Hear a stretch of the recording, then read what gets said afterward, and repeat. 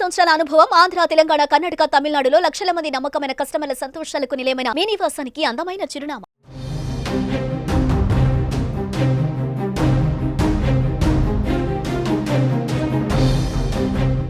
శ్రీశైలం ప్రాజెక్టుకు భారీగా వరద నీరు వచ్చి చేరుతుంది. దీంతో శ్రీశైలం గేట్లు ఓపెన్ చేసేందుకు అధికారులు సిద్ధమైనట్టుగా తెలుస్తుంది.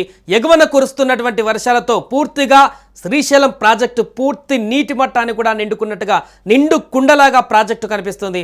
ఎగువన ఆల్మట్టి, నారాయణపూర్ జలాశయాల నుంచి వరద పోటెత్తడంతో జూరాల ప్రాజెక్టు నిండు కుండలా కనిపిస్తుండగా ఇక శ్రీశైలం రిజర్వాయర్ కూడా పూర్తిగా కలకల్లాడుతుంది.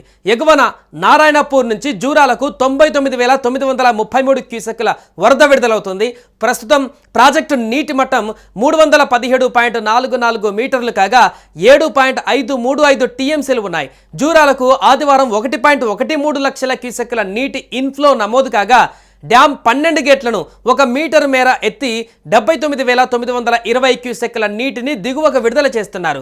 జల విద్యుత్ కేంద్రాలకు 29,296 క్యూసెక్కులు, వివిధ కాల్వలు, లిఫ్ట్ కెనాల్లకు 3,455 క్యూసెక్కులతో పాటు దిగువకు 1,11,804 క్యూసెక్కుల నీరు విడుదల చేస్తున్నారు.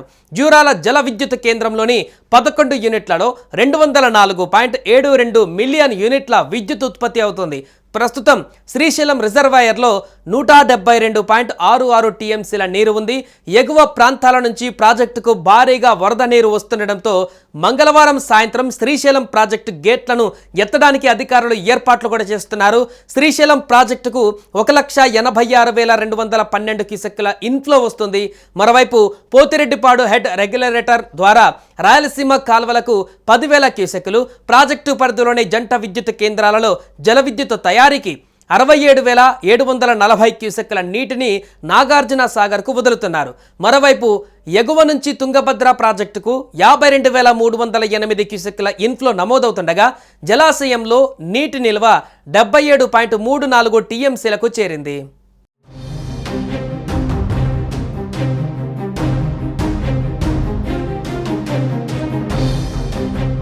ఇక ఎగువన కర్ణాటకలోని ఆల్మట్టి ప్రాజెక్టు నీటి నిల్వ సామర్థ్యం 91.08 టీఎంసీలు కాగా రిజర్వాయర్కు 1,02,140 క్యూసెక్కుల ఇన్ఫ్లో నమోదైంది. దిగువకు 1,06,070 క్యూసెక్కుల నీరు విడుదల చేస్తున్నారు. నారాయణపూర్ జలాశయంలో 30.85 టీఎంసీల నీరు నిల్వ ఉండగా ప్రాజెక్టుకు 99,933 క్యూసెక్కుల నీరు ఇన్ఫ్లోగా నమోదైంది.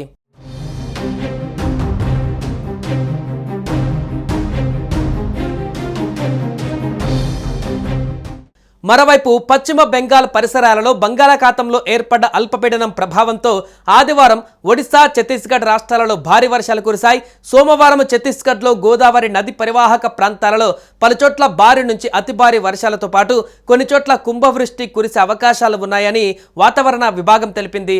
దీంతో వచ్చే 2-3 రోజులలో గోదావరికి వరద మరింత పోటెత్తనుండగా దాని ఉపనదులు వైన్గంగా, ప్రాణహిత నది పరివాహక ప్రాంతాలలో కూడా వరద ఉధృతి పెరగనుంది.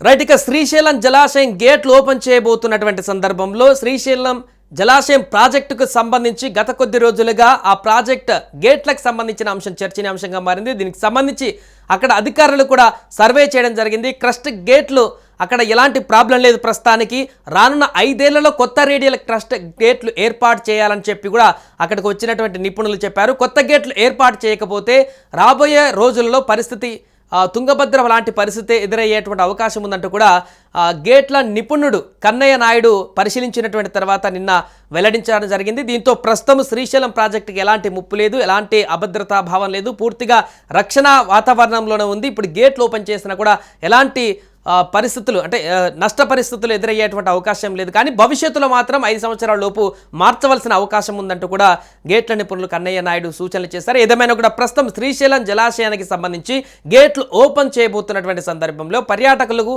అదేవిధంగా నేచర్ లవర్స్ అందరూ కూడా ఆసక్తిగా ఎదురు చూస్తున్నారు. శ్రీశైలం గేట్లు ఎప్పుడు ఓపెన్ చేస్తారా, ఎప్పుడు అక్కడికి వెళ్ళి సందర్శించాలనేటువంటి విషయానికి సంబంధించి.